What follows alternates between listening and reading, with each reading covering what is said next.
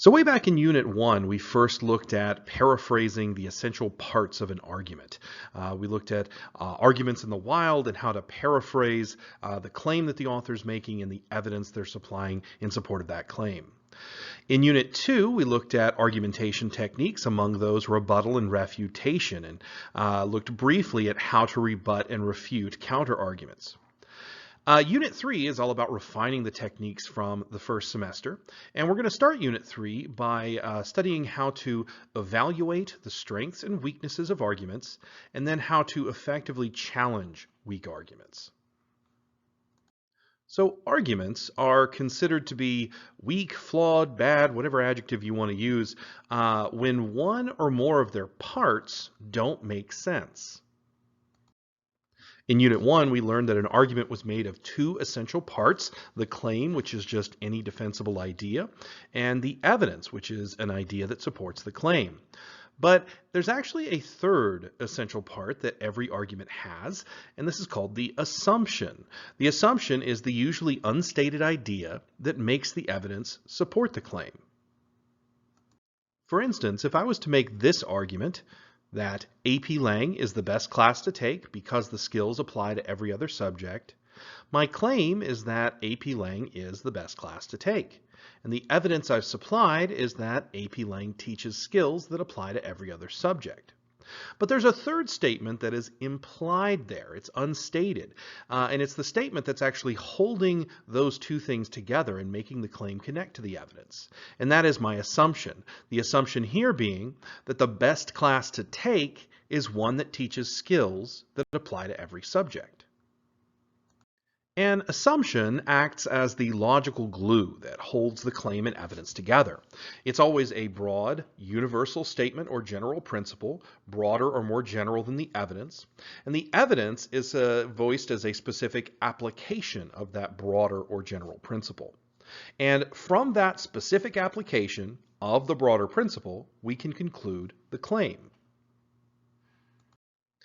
To really better understand how the assumption works in an argument, let's flip the parts upside down. Usually we start with claim and evidence and then from there identify the assumption.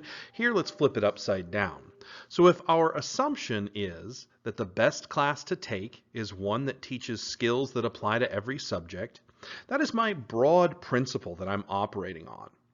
My evidence is a specific application of that broad principle, that AP Lang teaches skills that apply to every subject. So I've specified that AP Lang is one of those classes that does this.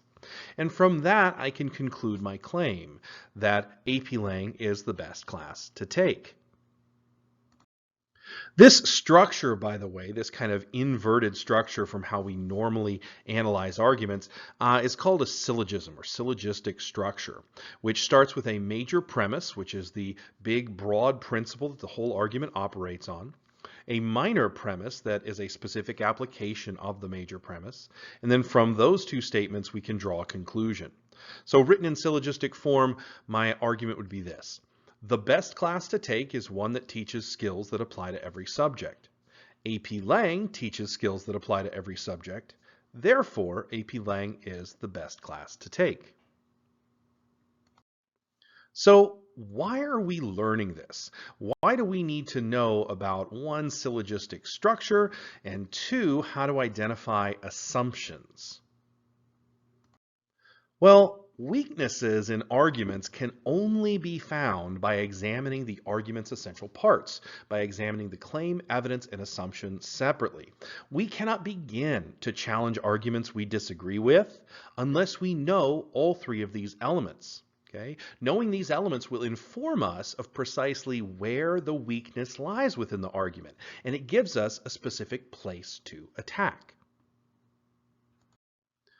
Previously, we learned how to identify and paraphrase claims and evidence. Again, the claims and evidence are usually both stated in an argument, and it's just a matter of paraphrasing them, rewording them so that they're clear to our understanding.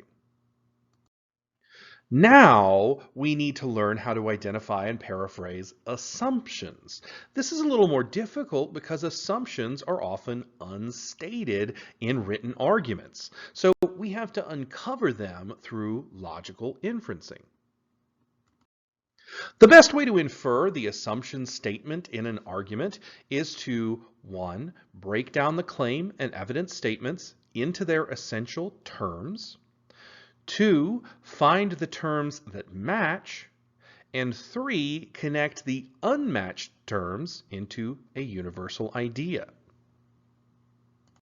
So what do I mean by terms in this case? Well, in the study of logic, terms are just phrases within each part of the argument that communicate a single concept. So if I look back at the claim from my sample argument, I claimed that AP Lang is the best class to take. That statement contains two terms, AP Lang and the best class to take. Now I know that second term is not really what you would usually consider to be a term. When you hear the word term, usually it's another word for like vocabulary word or that sort of thing.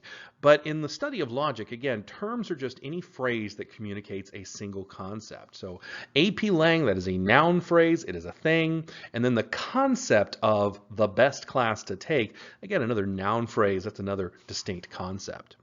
Another way to be able to understand how we pull terms out of a statement within an argument is to rewrite them as equations, right? So my claim, when I say that AP Lang is the best class to take, I'm essentially saying that AP Lang equals the best class to take, or the best class to take equals AP Lang. Either one works. So if you've identified the claim and evidence statements correctly from whatever written argument you're working with, each statement should be comprised of two terms. If you find yourself with more than two terms, either you're not looking at the statement properly or you've pulled too much, like how a lot of you in your argument mapping would often throw evidence in with your claim in the same box. No, we want to separate that out. So we need to make sure that each statement that we pull is comprised of two terms.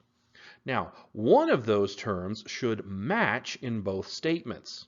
Then you should be left with two other terms that are unmatched. The assumption, when we write it out, will be a statement that connects the remaining two unmatched terms.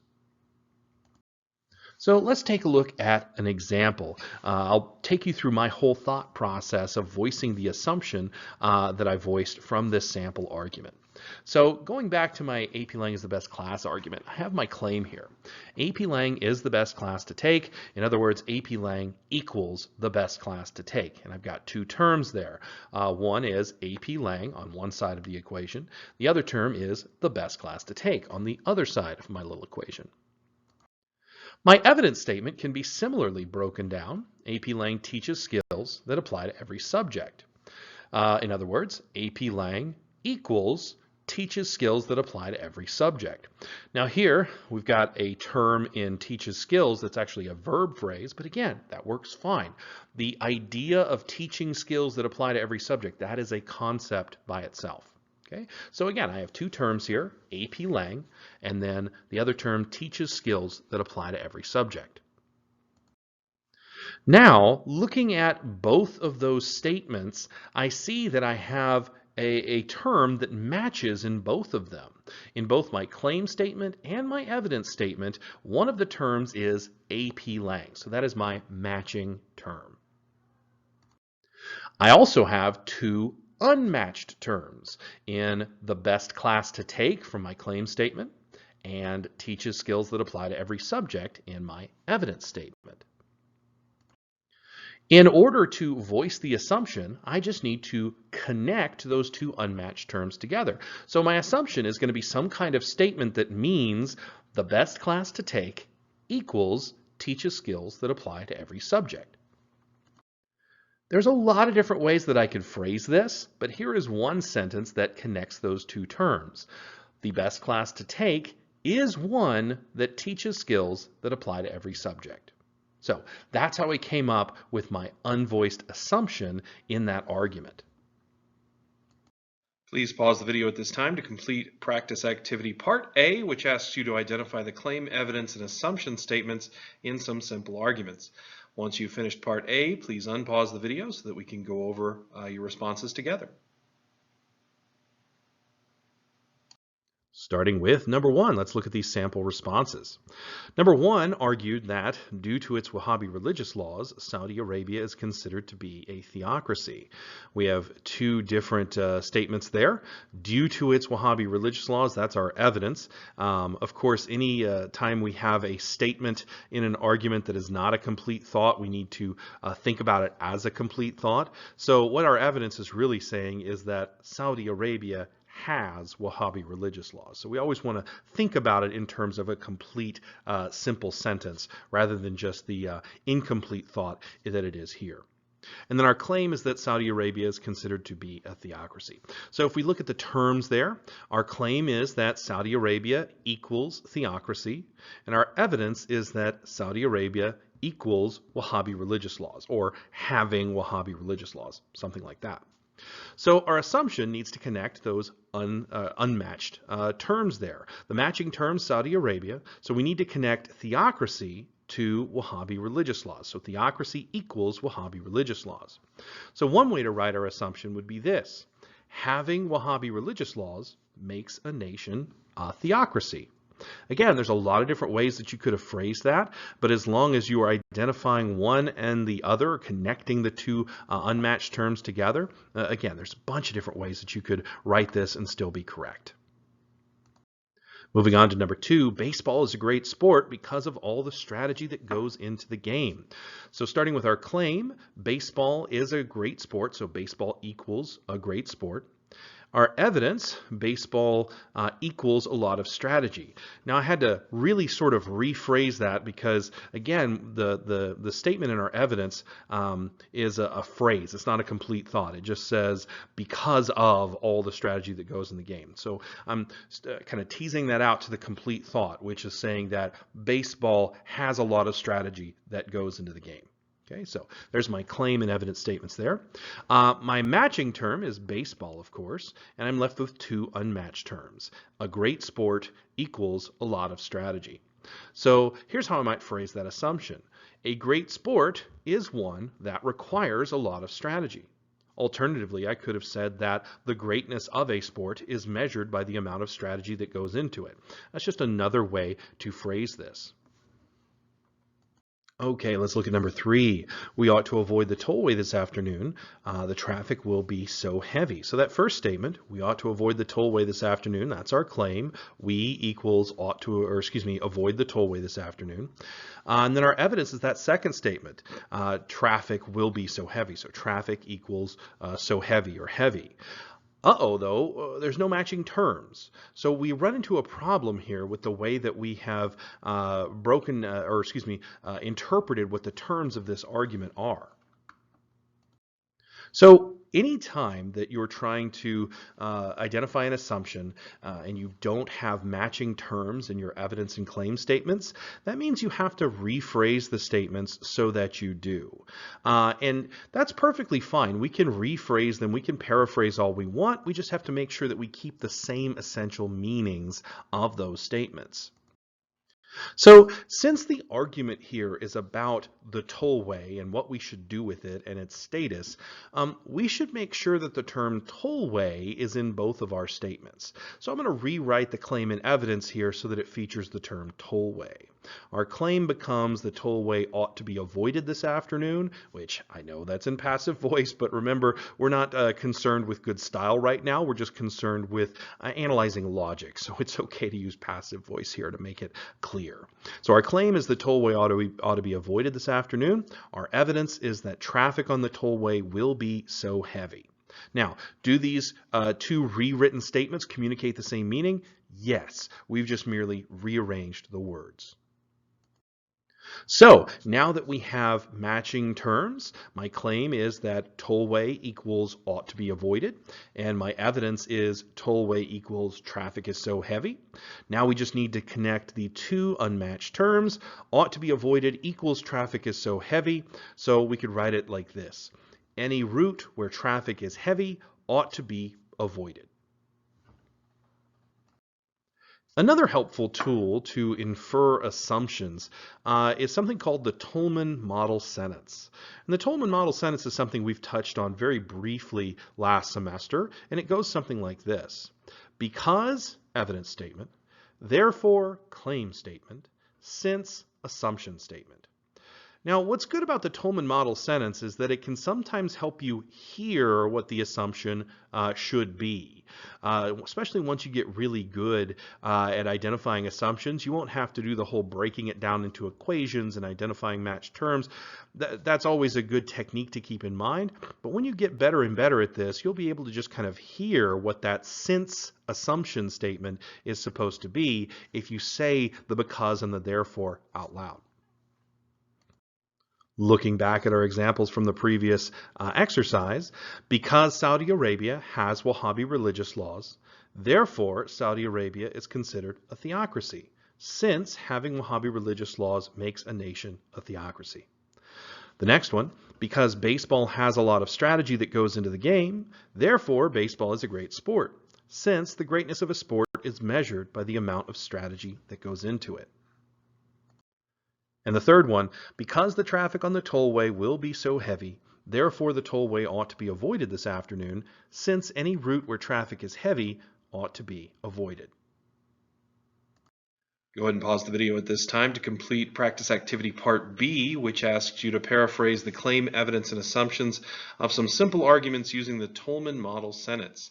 When you're finished with part B, go ahead and unpause the video so we can go over your responses together.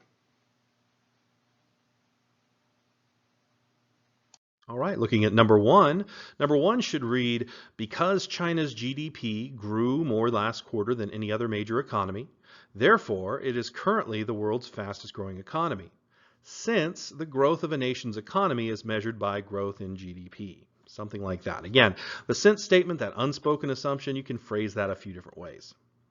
Number two, because safety netting will keep students safe, therefore, state universities should install safety netting along the historic Overlook Bridge, since state university ought to do things that will keep students safe.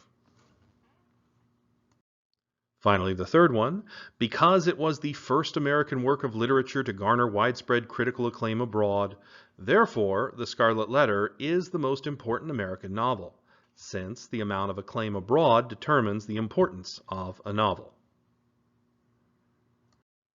Anytime you have a claim that is supported by multiple evidence statements, you always want to treat them as separate arguments. That means that you're going to have separate assumptions for each one.